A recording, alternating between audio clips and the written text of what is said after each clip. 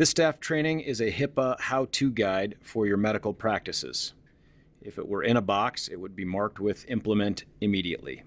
Unfortunately for you, yes, they do, but it's broader than that. Not just all employees, but all members of the workforce of your employer, and that includes volunteers and temporary and part-time employees as well.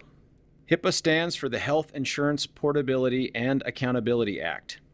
It's the federal floor for privacy regulation in the United States. HIPAA is federal legislation that was passed in 1996, which enforces protections for patients' personal health information held by covered entities and patients' rights to their own health information. You have to know state and local laws as well, because they can be more restrictive than HIPAA, and if they are, you're bound to follow them. The first part was the privacy rule from 2003. This rule provided for the privacy of written, verbal, and electronic information. The second part was implemented in 2005 to add a security rule, which provides for the security of information in specifically electronic form. That includes faxes, email, claims, transmittal information, electronic medical records, and really any other type of information that could be sent electronically. The third rule is new. It covers breach notifications.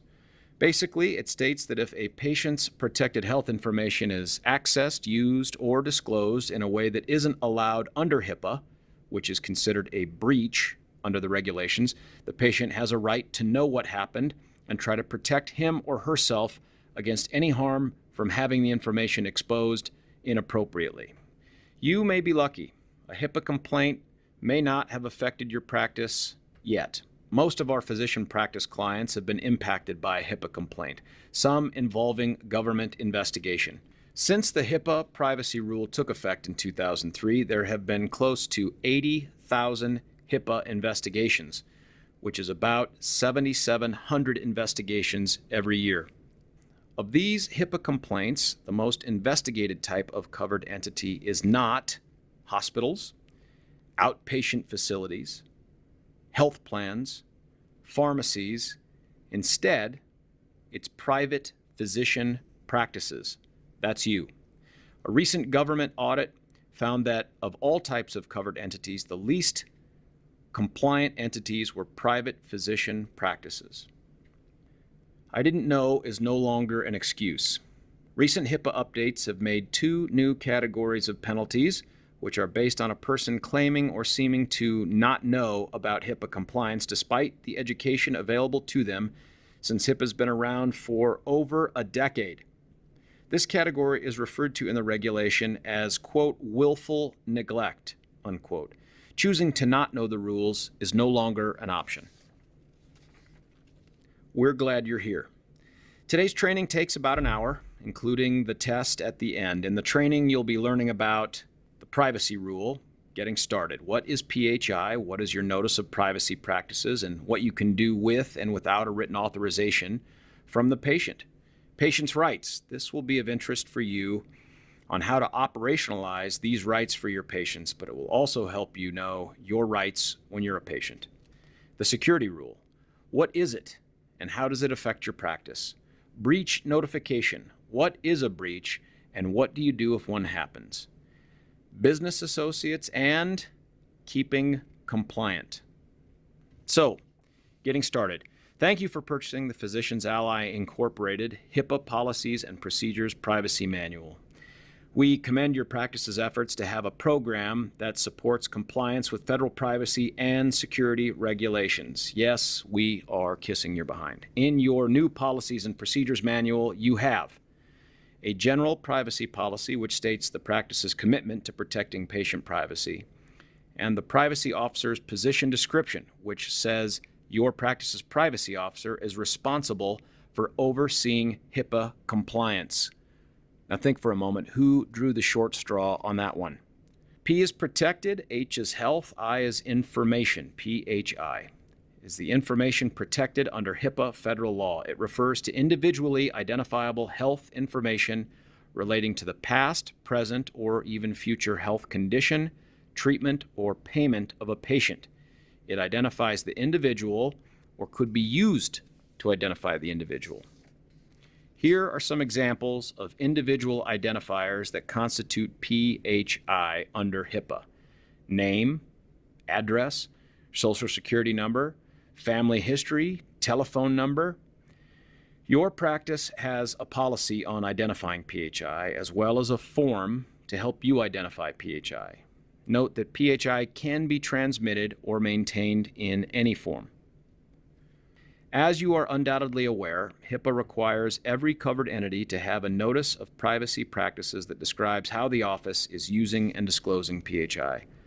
Lots of practices have implemented notice of privacy practices that they've found on the internet, and this is not acceptable without customization for the practice. In your policies and procedures, you have a notice of privacy practices. Please read it, and if necessary, further customize it to reflect how you use PHI. The notice gives examples of how PHI can be used, such as submitting a claim to insurance for the patient's visit or not submitting it if the patient requests that you don't and pays the bill for the visit out of his or her pocket. You must provide this notice to your patients at their first visit to your facility. Have it available for anyone who asks for it. Post it in your waiting room and on your website. As patients, we've all been asked to sign a Notice of Privacy Practices Acknowledgement Form. Some practices require this be signed at every visit, which is not required by HIPAA. Think of the manpower and the paperwork. Here's what you need to know. The practice should make a good faith effort to obtain written acknowledgement of receipt of the Notice of Privacy Practices by its patients at the time of the very first face-to-face service by a direct care provider. If acknowledgement cannot be obtained, such as the patient refuses to sign the acknowledgement form, then the practice will document its efforts to obtain the acknowledgement, along with the reason why the acknowledgement was not able to be obtained. Nothing changes in the way you treat the patient if they refuse to sign the acknowledgement form. This form must be retained in the medical record for at least 6 years. Your Notice of Privacy Practices states how your practice can use PHI without patient authorizations in day-to-day operations. This is referred to as TPO. T is for treatment, P is for payment, and O is for operations, TPO. Treatment. PHI can be used for treatment, meaning the coordination between providers for the care of a patient. Payment. PHI can be used for pursuing payment on behalf of a patient, such as calling a patient's insurance company to verify coverage and benefits.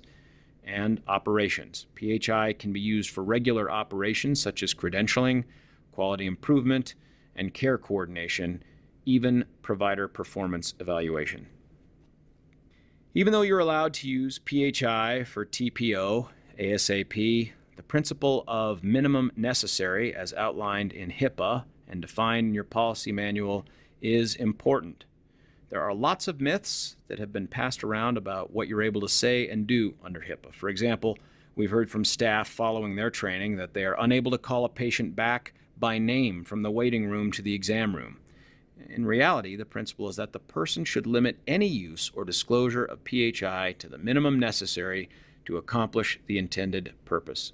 So first name only should work when calling a patient back from the waiting room, but if you happen to have 2 Toms in the waiting room one morning, it's acceptable to use Tom's last name to ensure you get the right patient. Even if someone hands you an entire patient file, if you only need to use half of it to treat the patient, that's all you should look at. If the front desk scheduler has no need to review the SOAP notes in the chart, then he or she should not read them. You must handle PHI specific to your daily job functions on a need-to-know basis. All members of the office staff should be aware of and consider the principle of minimum necessary when sharing a patient's PHI, even with coworkers. Protecting the patient's privacy is the goal in all interactions. The definition of incidental use is a secondary use or disclosure that cannot be reasonably prevented, is limited in nature, and that occurs as a result of another use or disclosure that is permitted by HIPAA. Incidental use is allowed uses or disclosures of PHI that cannot be controlled in a healthcare setting, regardless of how many safeguards are put in place or how well you train your workforce. Examples of incidental use are the whiteboard in the emergency room with patient names on it seen by a visitor walking to see a family member in the emergency room. Sign-in sheets at the front desk that have appropriate privacy safeguards, but a patient name is seen by another patient signing in after. And two physicians walking and discussing a patient case quietly who are still overheard by a family member nearby. Incidental use can be an acceptable reason for what appears to be a HIPAA violation, but is not, so long as appropriate safeguards are implemented, such as speaking quietly. A valid authorization is required for all other uses of PHI under HIPAA. These additional uses of HIPAA must be based on your practice's specific policies and procedures. You should have these policies and procedures to reference during this section of the training, as well as a pillow. If your practice has HIPAA policies and procedures, you'll want to make sure that they incorporate the updates under ARA. We'll describe that to you later. And we'll also highlight some things that you'll want to specifically check are included as we move through the presentation. If you've ordered the HIPAA policies and procedures from Physicians Ally Incorporated as an accompaniment to this training, 1, you're a genius, but 2, please reference the policies and procedures and forms on your CD-ROM or in your manual as we bring them to your attention. Again, it's not good enough to be trained in general on HIPAA, but you must be aware of how HIPAA pertains to your own practices, policies, and procedures as well. There are some detailed guidelines about what constitutes a valid authorization, but for our purposes, it must be in writing. There should be specific information from the patient allowing the use of the PHI, and this must be documented in the patient's chart. The authorization must be signed and dated by the patient and should have an expiration date for the time frame allowable for the use of the PHI. It takes a lot for authorization to be valid under the HIPAA rules. A valid authorization form with the required elements under HIPAA is included in the Policies and Procedures Manual in the Attachment section. An office that is creating or has its own policies and procedures must make sure the core components of a valid authorization and the required statements, such as the right to revoke the authorization, are included in its version of the HIPAA documents.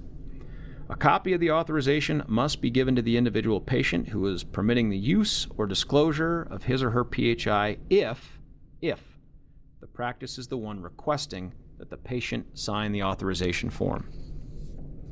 There are specific policies regarding deceased individuals in your new Policy and Procedure Manual. Please note, while your manual provides certain forms, as long as a patient's request is in writing and meets the requirements of a valid authorization, it is acceptable. Designating someone like a family member as a personal representative is complicated. HIPAA defers to state law as to who is or may become a personal representative of a patient, so a practice must know its state laws in order to know who they may and may not treat as personal representatives. Your policies and procedures include how to define personal representatives. A personal representative is an individual who is authorized to act on behalf of the patient, such as a person who possesses their medical power of attorney for one of your patients. In this instance, the office will treat the personal representative as the individual patient for purposes of HIPAA patient rights. The office should request written documentation that verifies the personal representative's authority to act on behalf of the patient. If adequate documentation cannot be provided to the office, you must use your professional judgment in using or disclosing PHI to a family member, other relative, or a close personal friend of the patient if the personal representative is involved in the patient's care or payment related to the patient. In most cases, parents are the personal representatives for their children. Your binder includes a policy on minor children. So we know what PHI is, where it is located in the practice, and who can have it. But how do we know the person requesting the PHI is who they say they are? The practice must take necessary steps to verify the identity and legal authority of persons requesting PHI. For individuals requesting information by phone, the practice should verify at a minimum the patient's full name, date of birth, and a physical address.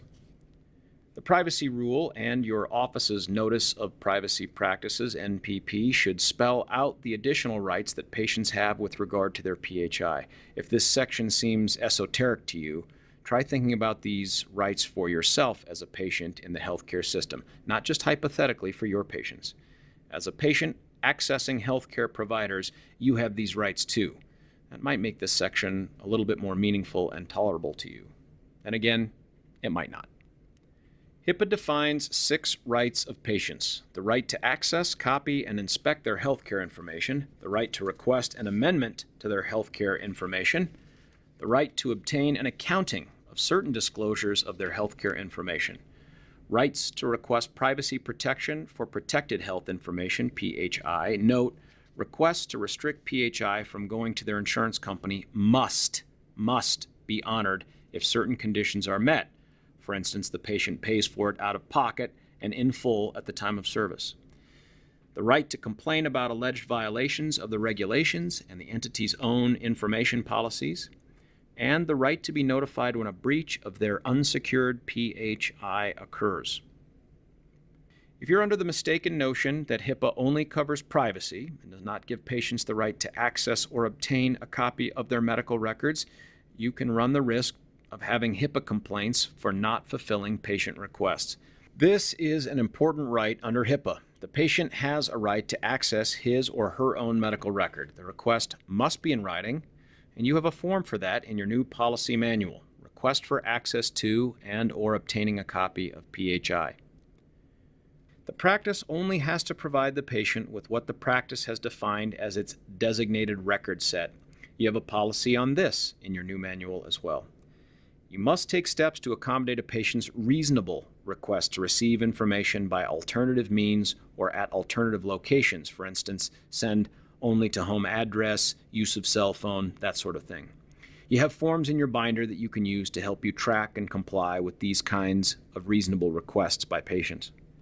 The office can impose reasonable, cost-based fees for the labor for copying the PHI requested by the patient, whether it is in paper or electronic form, and supplies for creating the paper or electronic media, such as a CD-ROM if the patient requests that the electronic copy be provided on portable media. Postage can also be charged if the patient asks you to send it to them through the mail. HIPAA mandates that if information is held electronically, covered entities must provide an electronic copy of a patient's information to them if they request it electronically, such as via encrypted email or CD-ROM. You may only deny a patient access to PHI if it is reasonably likely to endanger the patient or another individual, which just doesn't come up that often in physician practices. In the unlikely event that the request to have access to his PHI is denied, a patient may request a review of that decision. And again, if you brought a beer with you to the training, now's a good time to start drinking it. Patients who request the right to amend their record must be given an opportunity to do so. It's difficult to administer without a good policy and training on the procedure at the practice. Your new policy includes a 3-page form called Request for Amendment of PHI. Not allowing a patient this right, however, under HIPAA is reason for a patient who may already be disgruntled to file a HIPAA complaint. The privacy rule gives patients the right to have the office amend PHI when the information is inaccurate or incomplete. Please note that the patient has a right to request an amendment, but they don't have the right to make the amendment to your record of his or her PHI. The request for amendment can be denied by the office for reasons such as the office believes the record to be accurate and correct, or the information requested to be changed is not part of the office's patient record. The patient can prepare a statement of disagreement for inclusion in their record. The provider still does not have to accept the amendment if it isn't one of the amendments that the practice is required to accept, such as when the patient's PHI is not correct in the practice's record. But the amendment and the provider's decision on whether or not to include it become part of the medical record. Right to an accounting of disclosures of their PHI. One of the additional rights given to a patient under HIPAA is that he or she is entitled to a list of all disclosures of his or her medical information to any party other than those allowed by TPO. The patient may receive one complimentary copy of this list called an accounting each year. The practice may charge a reasonable charge for any requests after the first one in the same year. This is, as you might imagine, an administrative nightmare for a practice that does not know about the existence of this right and without a system for tracking or logging to whom disclosures were made. An example of a disclosure that would be required to be included in this log is a disclosure of information to, for example, a law enforcement agency. You have a policy on disclosures to law enforcement in your HIPAA Policies and Procedures Manual. If you disclose a patient's PHI to law enforcement under the allowable public authority exceptions in HIPAA, you should document this in a log in case the patient ever triggers this right. There's also a form in your manual for patients to request their accounting of disclosures in writing. Again, this accounting does not have to include disclosures your practice was allowed to give without authorization for treatment, payment, and operations, TPO.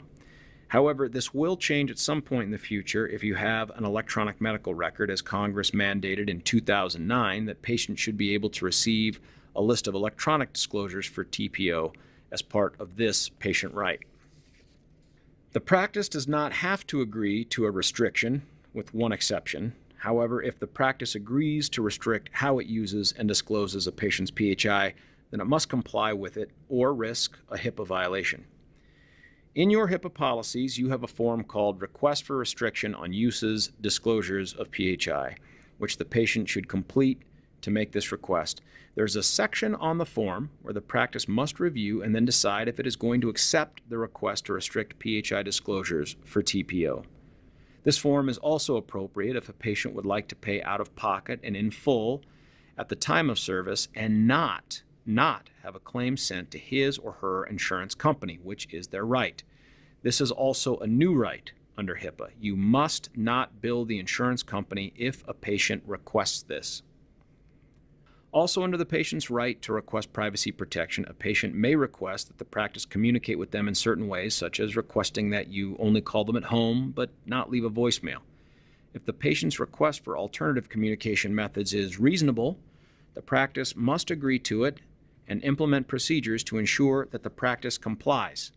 Failure to do that could also be another HIPAA violation. There is a form in the manual for this, Request for Alternative Means of Communication. If the alternative means of communication is specific to phone numbers, there's an additional form, Telephone Contact with Patients, for the patient to complete.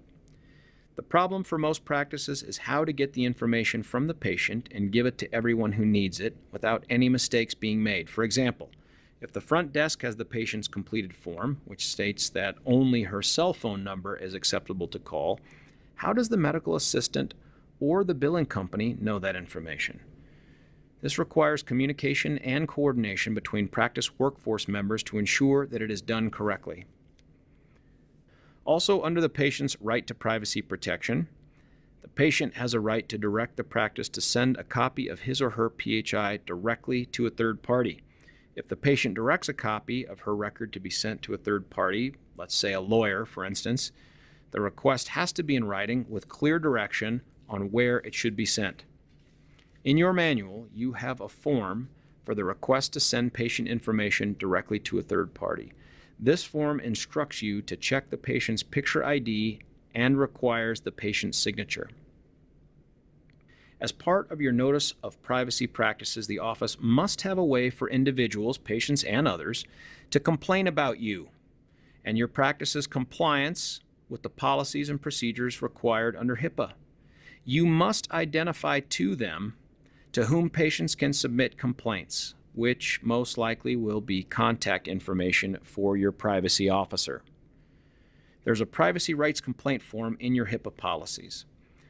The practice must investigate any complaints and document the outcome of the investigation. HIPAA doesn't require that you follow up with the patient or tell them any details regarding the outcome of your investigation. However, it is recommended that you at least follow up with the patient and tell him or her that you've taken steps to correct any deficiencies or problems that your investigation revealed.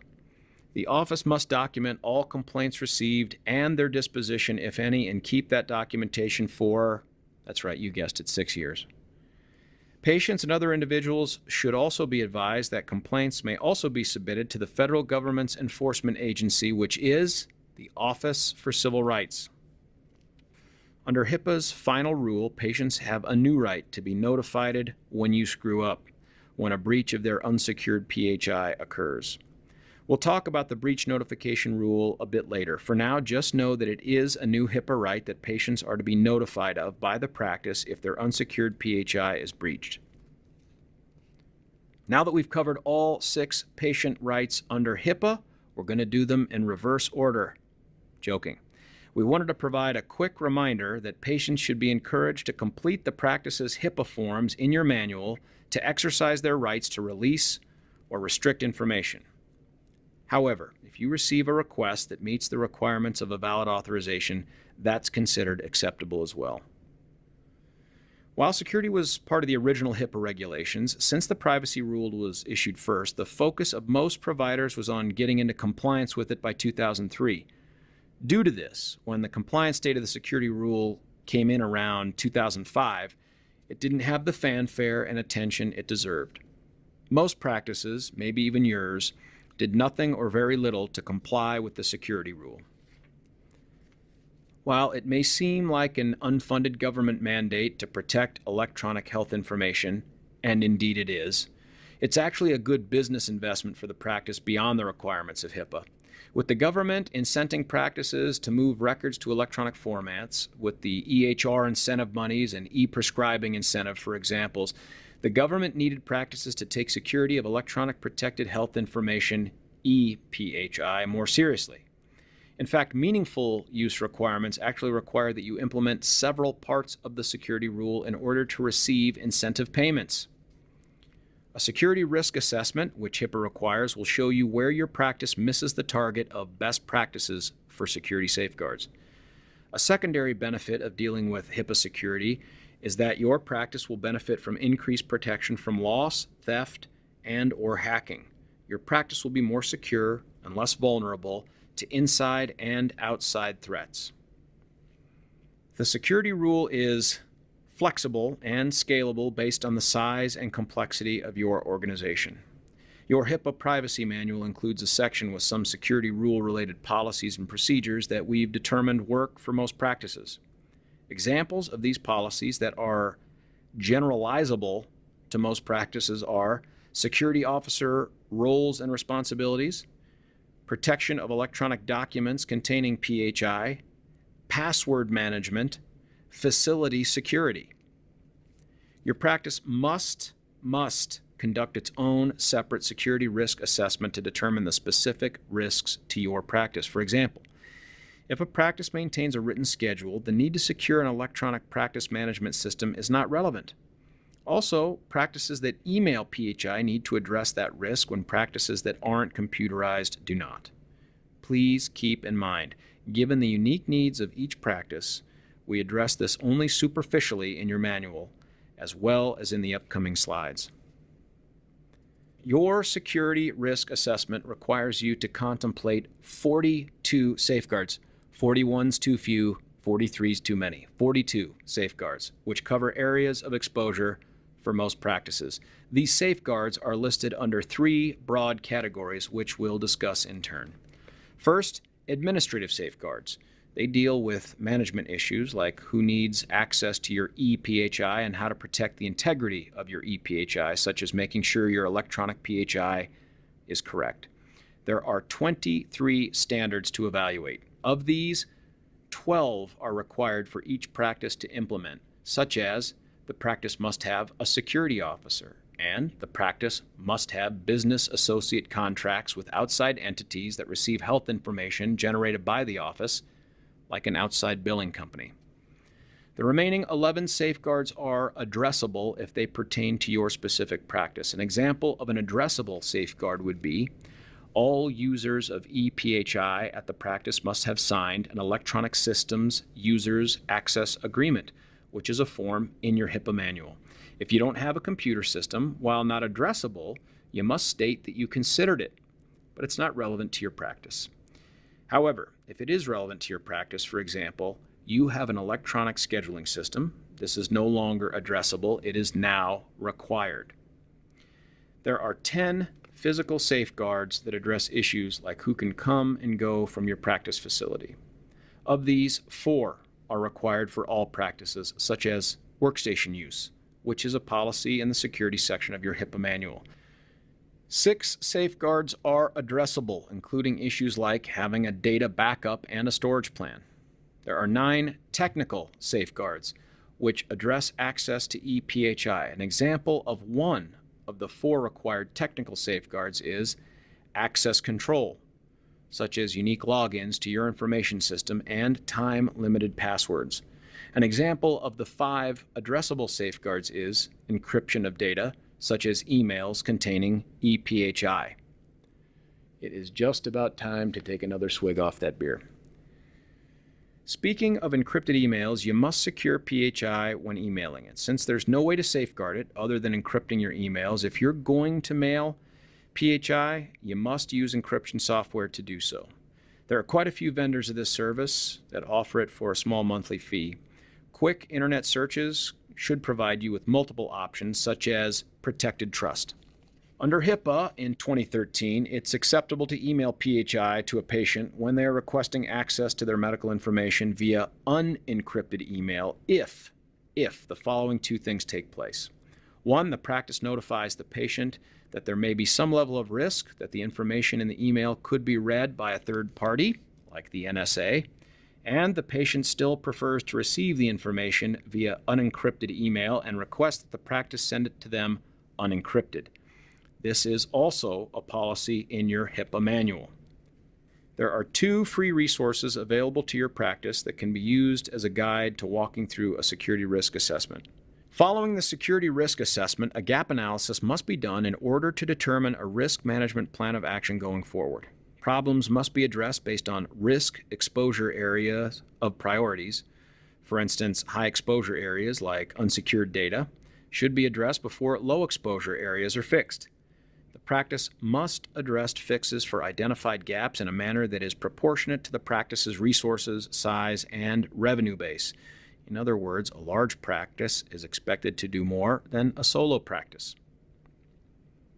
One of the addressable administrative safeguards for computerized practices is a security awareness training for all members of the workforce. Physicians Ally Incorporated offers this training separately. It covers topics like not sharing passwords, not opening emails if you don't know the sender, and/or they look suspicious, and not clicking on links that are sent to you as they may infect your computer with a virus. It also includes general awareness for people entering your facility when you don't know them or they don't have a badge on, making sure doors are secured, for example, and not blocking them open on a hot day, and not giving out your password to anyone for any reason, no matter how nicely they ask, and washing your hands every time you use the bathroom. One of the major modifications in January 2013 to HIPAA was clarification of the breach notification rule. This change requires the updates we've included in your Notice of Privacy Practices, NPP, and was a major impetus for you needing to be retrained today on HIPAA. A breach is the unauthorized acquisition, access, use, or disclosure of PHI, which compromises the security or privacy of the PHI.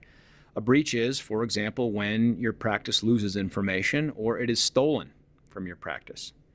Any impermissible use or disclosure of PHI is presumed to be a reportable breach that must be reported to the affected patients, the federal government, yikes, and possibly the media, double yikes, if it's big enough. In other words, if it involves over 500 patients, unless the practice demonstrates that there's a low probability that PHI has been compromised.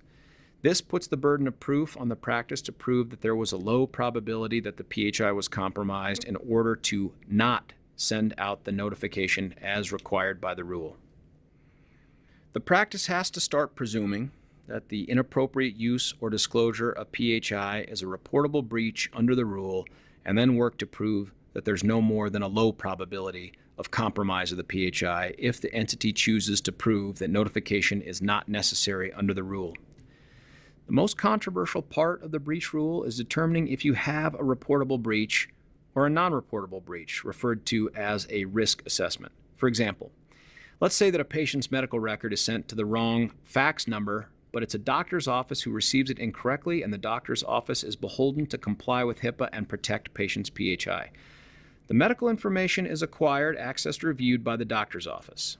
However, if the receiving office calls you to report that the misdirected fax was indeed destroyed and not further disclosed to anyone, the breach might not be reportable based on who received it and how well the incident was mitigated. However, If the fax goes to Lindsay Lohan or a grocery store instead, this is probably a breach that should be reported to the appropriate entities. It's the OCR's, that's the Office of Civil Rights, expectation that this risk assessment will be thorough and completed in good faith, and that it reach reasonable conclusions. These reviews should be understood enough so that they can be done routinely when a potentially reportable breach is suspected by the practice. If a covered entity decides to conduct a risk assessment to determine if it is possible that an inappropriate use or disclosure of PHI did not constitute more than a low probability of compromise to the PHI, and therefore notification is not required under the rule, the risk assessment must include at least 4 factors. Here they are. Type: the nature and the extent of PHI involved. This includes the types of identifiers and the likelihood of re-identification. Also, was the information of a more sensitive nature? For example, credit card numbers or social security numbers increase the risk of identity theft or financial fraud. Who? An unauthorized person who used the PHI or to whom the disclosure was made. Consider whether the unauthorized person who received information has obligations to protect the privacy and security of the information. For example, if a list of diagnoses is released to the patient's employer, this is likely a reportable breach. And how embarrassing. How or how much? This refers to whether PHI was actually acquired or viewed. If a stolen laptop is recovered and a forensic analysis shows that the PHI was never accessed, this may be a low probability of compromise. However, if a patient's statements are sent to the wrong patients and a patient opened someone else's bill and called the office to report it, this is likely a reportable breach. Mitigation. Mitigation is the extent to which the risk to the PHI has been mitigated. Covered entities can consider the extent and efficacy of mitigation when determining the probability of compromise. Legal counsel is an extremely important part of handling breaches. Ask the experts rather than put your practice at risk. The 4th step is critical. Staff need to know to alert the privacy officer about this quickly enough to mitigate.